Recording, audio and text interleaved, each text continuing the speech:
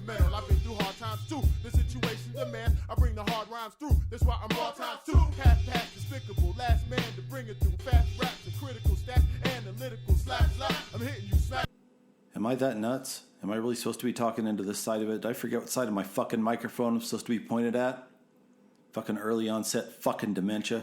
I'm sticking you smack lips to stack chips, all with the lyrical technique. For party crashes, liquor spilling mayhem. Punk cops to play them, super bitches to slay them. It's all serious biz, no time remains for the cattle defecation. You spitting right in this train, what the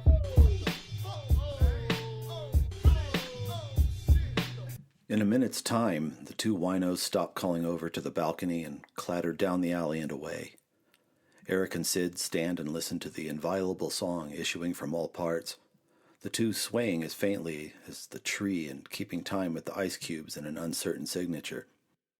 From above, the party of maybe 5 or 6. From the surrounding blocks, the traffic and the polka thud of Tejano. The vibrations now shaking away everything but the perfect little worlds we keep secreted for our own nourishment. The belts of Jack Daniels grow deeper as the ice tempers its kick. To have the right balcony is to have all the world's balconies. Eric looks at what there is of the skyline through the branches. Then he looks at the cars and boats being stored in the weeds below. Any minute now he will appear behind the windscreen of the best-kept fishing boat, and its outboard will spring to life with no beckoning, and Eric will wheel it out onto the street through the chain-link fence that falls apart like string. The asphalt will roll like mercury under the bow. The blotchy yellow skyline will be laced with a honeycomb of tidy docks against which the silver streets lap. The dock workers will have jaunty hats and will not be overly busy. One of them will call down to him as he pulls up to the dock. The crates will be polished, with rope handles and pleasant logos in faded orange. Eric's lower lip is glistening wet, and his big head is slightly nodding, as a man sleeping in fits in an airport concourse chair. That was a selection from Get Tight, Get Loose, 13 Paintings of a Man at Drink. This freaking thing I wrote 14 years ago. Here's the basic deal. I have to get at least a tank of gas out of this damn podcast this year. It has to happen. So what I'm doing to sweeten the pot for you, to anybody who donates for the rest of May, I'm unlocking all the audio episodes of this weird sketchbook I made of my drinking life when I was in my late 20s. Publishers didn't want it because it didn't have a plot, but I just wanted to paint, and paint I did. So if you'd like a few of those brush strokes, there's a donate page at breakupgamingsociety.com. Hit me up with anything. I'll unlock the episodes, and every time a new one gets recorded, you can listen to all 13 chapters while you drink, while you fall asleep, while you, solder things together. People have hobbies, right? At least I do, and mine is Breakup Gaming Society, home to America's least responsible board game podcast. I am your host and tour guide, the Colonel Hector Bravado. This is a good one, because I was tired, so I just let other people pick all the stuff I was going to talk about in my 3 big buckets, which are board games, booze, hip-hop, not necessarily in that order. First of all, let's talk about the booze. We finally completed the cycle of cocktails that I quote-unquote invented in homage to the chaos gods of Warhammer 40,000. I did the first 3 back on previous episodes. They weren't good. They were stunts in a glass. They were puke. But on the last one, I wanted to be good, so I reached out to a friend who knew what he was doing to try to honor Tzeentch, the god of change, the architect of fate. And boy, did he come through. Then, game of the week, I'm going to talk about 3 games that my young cousins made me play after their father's memorial service in Chicago a few weeks ago. And then lastly, track of the week. Once again, I gave up the wheel to a dude on Twitter who's got a lot more hip-hop knowledge than me. And DJ Serve One doesn't miss. But first, you're going to hear an ad for the Talking Smack podcast, a member of my podcasting family, a.k.a. the Brain Trust. Here it comes. Do you love comics, movies, video games, and more? We do too. Come tune in to Josh and our cast of colorful co-hosts on Talking Smack, Available on all your favorite podcasting platforms. There you go, if you like to be in the company of some charming people who just like to turn over every stone, as promised in superheroes. Let me see if I can do this from memory. Movies, animation, comic books. I think I got that. That's the SMAC in Talking Smack, and I kind of got drawn into the story of the poor person who was talking about. She's an illustrator, broke her arm, and then tripled the fun by reading a manga that made her depressed, and the conversation gets better from there. There's a lot of people in this lane, but these nerds are mine because they're brain trust people. Give them a listen if you want a good rotating cast anchored by, I believe, Josh. I'm sorry if I got that wrong. My brain is like 500 feet behind my mouth. Usually it's at least 50, but today it's just incredibly bad. My frame rate on my thoughts is nothing. That doesn't change the fact that Talking Smack's a good podcast. Here comes Drink of the Week.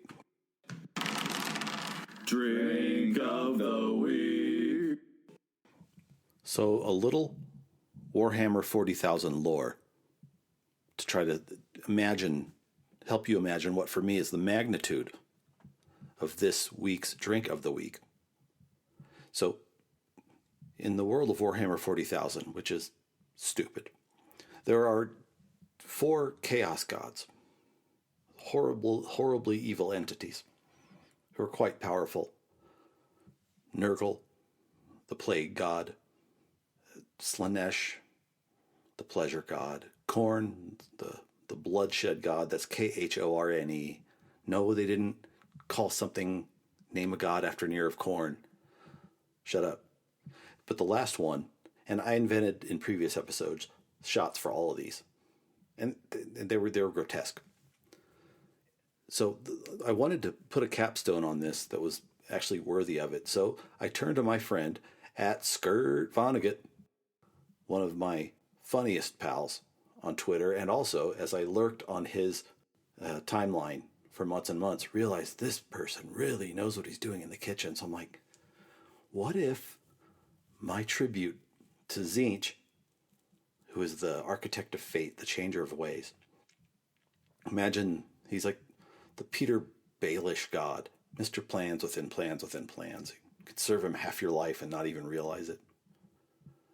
Well, I said, what if Skirt Vonnegut, that's at SKRRT Vonnegut, like the author, what if Skirt put together a cocktail? All I knew was that I knew the title because it was Tzeentch. I wanted it to be called Inoculation Against Predictability. So Skirt just kind of goes in the laboratory of his head and recommends I do the following. Taking about an ounce and a half of what he said mellow corn bourbon. I don't know is quite what he meant by mellow corn. I just assumed it was some kind of pervert commie thing, so I didn't pay attention to it and just got a bottle of Basil Hayden, which is a good $40-ish go-to fifth. Ounce and a half of that. Quarter ounce of Galliano. Have you ever seen the gigantic spire of a liqueur bottle? Then you've seen Galliano. It's so Italian. We don't care about your little cocktail shelf. We want to make it the bottle beautiful, eh? It's a cathedral, not a bottle, and it has an herbal liqueur in it. So quarter ounce of that.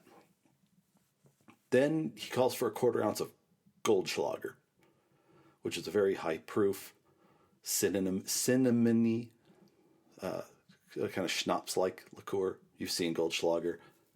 And then he says a few dashes of cocoa bitters, cocoa-flavored bitters from the Angostura brand. And he says I should shake all that shit up and strain it into a glass. And at this point, I'm thinking, this really is a Tzeentch drink. Because I finally came into some money, and I got all the ingredients home, and I'm looking at them on the table and think, I've been tricked. The concept, such as it is for this cocktail, was me trying to vault myself to fame on the back of a mixologist, and them them just naming a stupid drink just to see if I'd buy all the things, which I did. But I followed his instructions, and here's what happened. Oh, and my method was I went by Sonic, and I got a bag of their pellet ice. That's what I like when I'm making cocktails. I keep forgetting to get it, but I shook it with Sonic ice. That was my contribution. I strained it into the glass, nice and cold. First thing I get, strong cinnamon nose from that Goldschlager.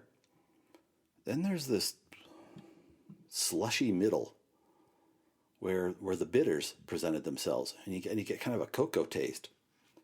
And then something really weird happens with that Galliano and the Basil Hayden bourbon.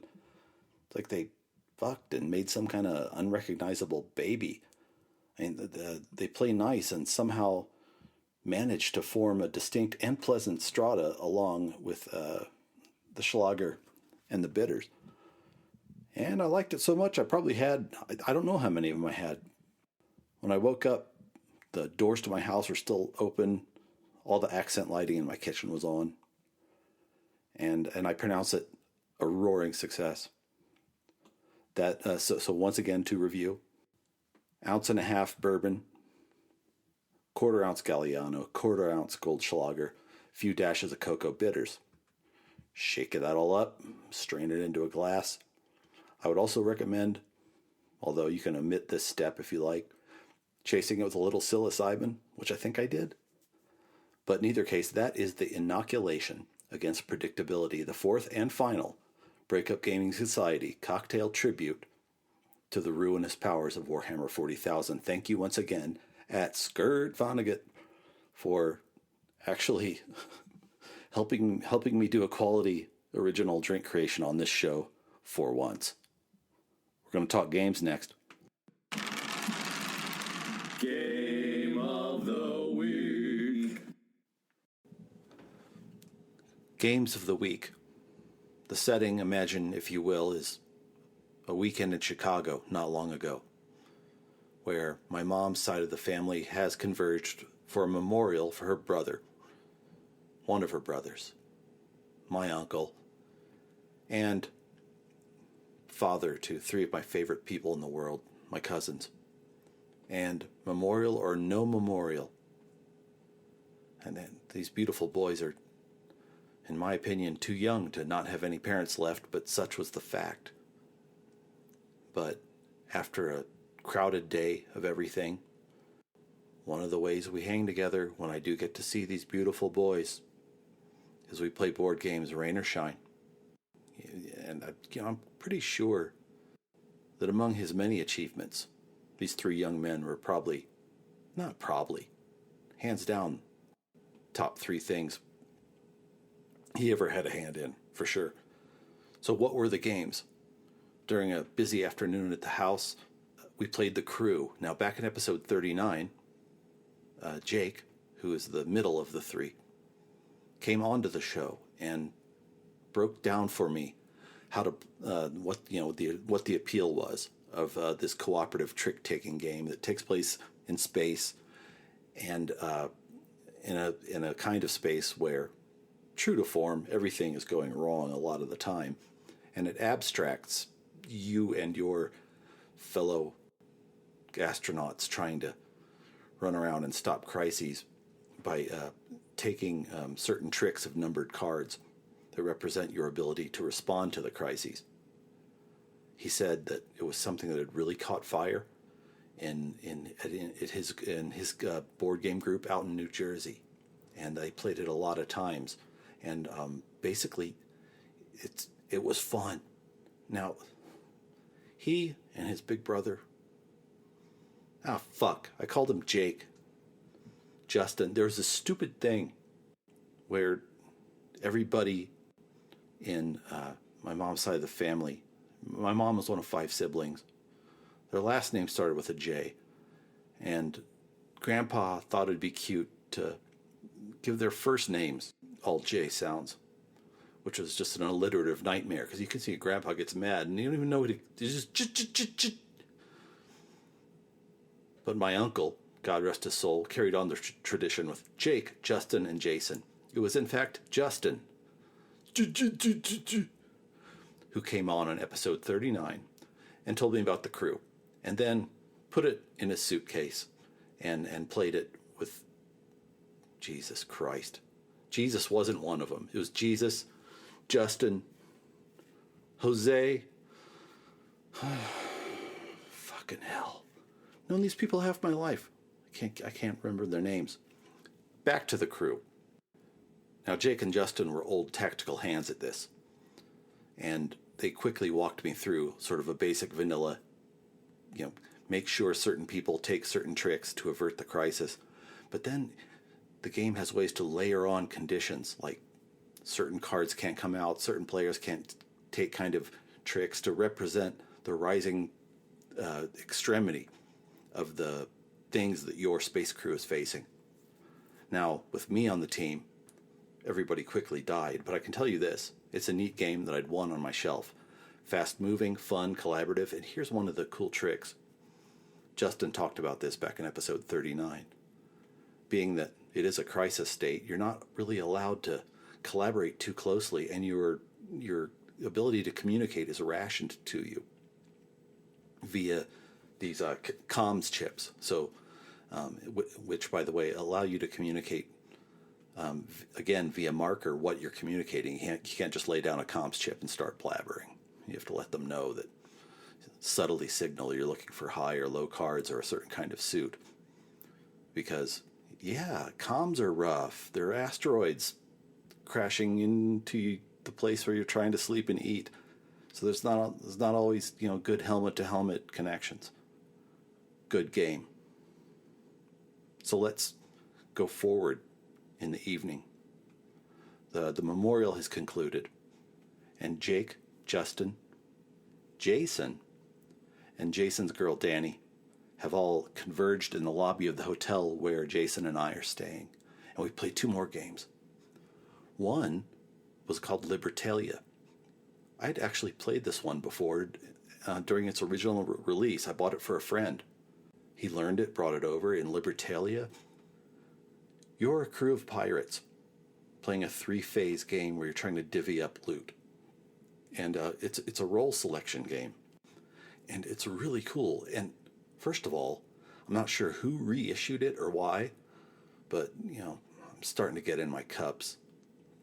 These boys walk in with a gigantic sack of strong craft beer, and I also had a big bottle of Maker's cask strength, and we were going at it.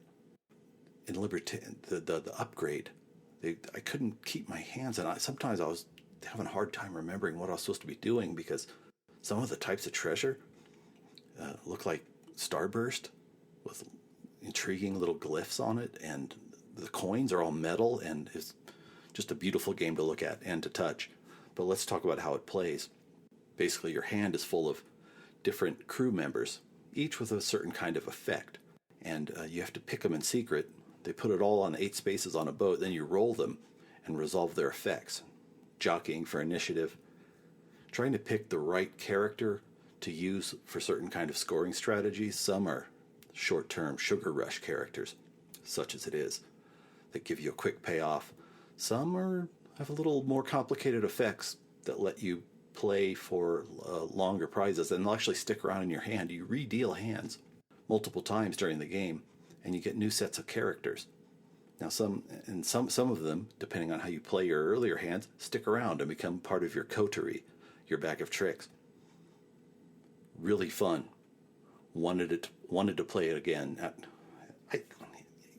Those game groups that get together and play 6, 7, 8 different games over a long session. That's not me.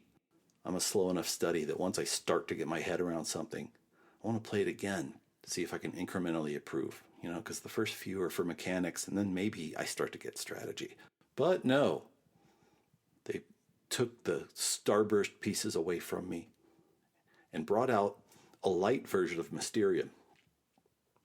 We talked about Mysterium also on this show dozens and dozens of episodes ago with my Colorado Springs crew. In Mysterium, once again, we're back in the land of cooperative games.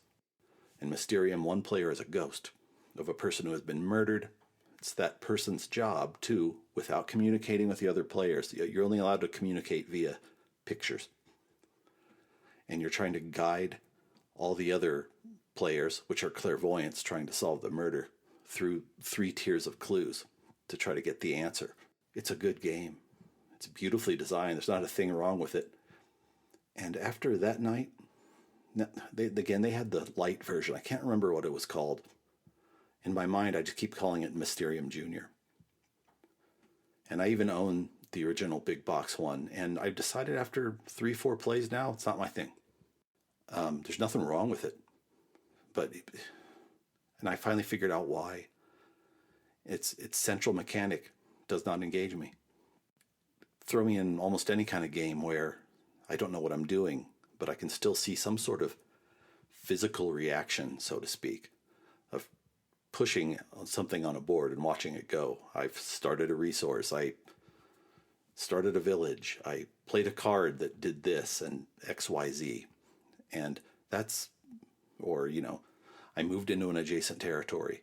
Even if I'm not doing the right thing or going in the right direction, I can see something happening and my mind starts to turn on what I'm doing. But the central mechanic of Mysterium, which is guessing, by the end of the night, I was so faded that Justin, I remember at one point, Justin was yelling at me in the deserted lobby of this hotel. And as you could see, his jaw clenching. Like, Nate, this is the 3rd round of clues I've given you. I don't know what else to do for you. And the fact is, I don't give a fuck what the ghost is trying to say at a very foundational level. I don't want to play guessy. What? I was supposed to figure out that the one little thing in the picture went blah, blah, blah. Fuck that. I just don't care. The whole Mysterium shtick is not for me, which is not to say you shouldn't try it. It's a pretty game, and a lot of people love it for good reason. So there it is. The 3-game day that, I guess there's a movie about it. I think it was called Three Board Games and a Funeral, starring Hugh Grant and my uncle, rest in peace. Track of the... Get this barbershop quartet bullshit out of here. What the hell? Is this supposed to be a damn Geritol boy band you got going on here? Bullshit that is. Kind of stupid. Fucking next. Garbage. Relax and take a seat. Sit back and play the beats and blast it in your Jeep. It's the track of the week. I'm ratchet in the streets. Talk trash to the geeks. Get smacked in the beat. It's the track of the week. Hip-hop Twitter severely degraded my enjoyment of hip-hop. It's because the algorithm rewards shit behavior, dumb arguments. I was so excited about connecting with middle-aged heads, and I finally did. But you have to wade through some noise first. And after a while, you start to find and connect with dudes like at DJ Serve1. That's DJSERV numeral 1. Boy, is his account refreshing. When everyone else is still doing their goat arguments and their so-and-so, blah, blah, blah, arguing the nuances of which verse could have beat what verse off of this album, pick one, you have to throw the other 3 away. Why do people do that? You can only keep one. Fuck, don't tell me what I can keep. Give me something to be joyful about. So Serve 1 just shows the product. 99% of his tweets are just him taking a video, dropping a needle on a great piece of underground or golden era hip-hop. Some of my favorite hip-hop tracks that I have on my mix now, on my shuffle, or stuff I got from Serve. Most notably, oh God, it was Lord Finesse. It's a track I never heard before. I probably played it 20 times. So this week, I reached out to Serve and like, Serve, why don't you tell us what our track of the week is? I'm tired. You drive. And for the second time, a guest picker picked Billy Woods. Back on episode 19, one of my young co-hosts, John, a.k.a. They Who Thirst, turned me on to Billy Woods, showed up with The Man Who Would Be King. And I was impressed. I haven't had the because there's so much stuff to either broadly sample or drill down in. I haven't spent a lot of time with him since, but that was an impressive track. It was ferocious, and it was bold. It was art.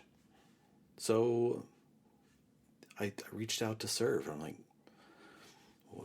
what do you think people should be listening to?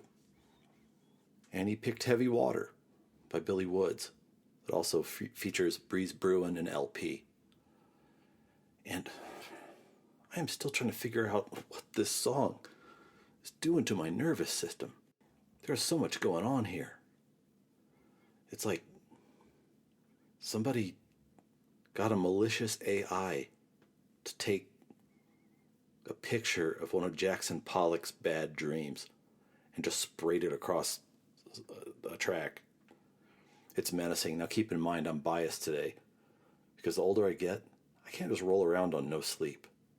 I get a bad night's sleep, I start to feel like I'm losing my mind by mid-afternoon, and all of a sudden this dark and turgid thing kicks off where there's so much just rumbling along in the background, and then just some crazy rhyme craft. Avenger out here gaslighting, cadavers shudder with lightning, villages apathetic, so crowd sounds is piped in. The film Black and White, who better to play the niggas than white men? Mexican meth in the Old West, the play within the play was G. Deppers, Macbeth, Ashanti Gold on Queen Elizabeth's neck, scarification across both breasts.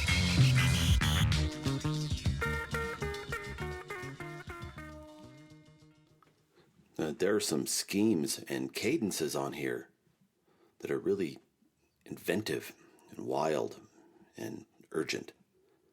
And by the way, when I asked Serve, I was like, why this track?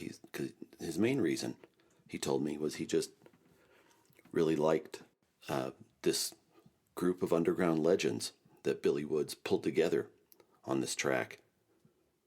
And as I've listened to it a few more times since my last entry, and I'm going to just thank DJ Serve One at DJ Serve One. Follow him on Twitter if your playlist for great underground and golden era tracks is subpar, which I almost guarantee you it is.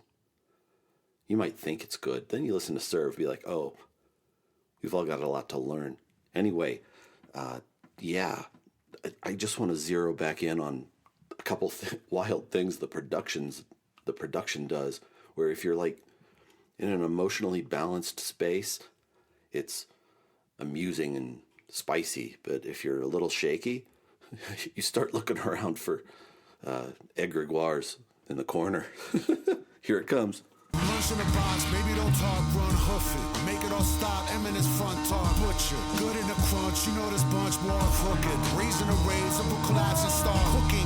Better be quick, I'm on the last clip, sweating. Front to the flames, back to the black pit. Weapons, steadily aim, couldn't be tamed, too reckless. You entertain, we breathe again. And there you have it, a second and final selection of Heavy Water by Billy Woods and Friends. As mentioned in the first part of this episode, this is the year I gotta turn $1 or $2 off writing that's loosely associated with the areas of interest of this podcast.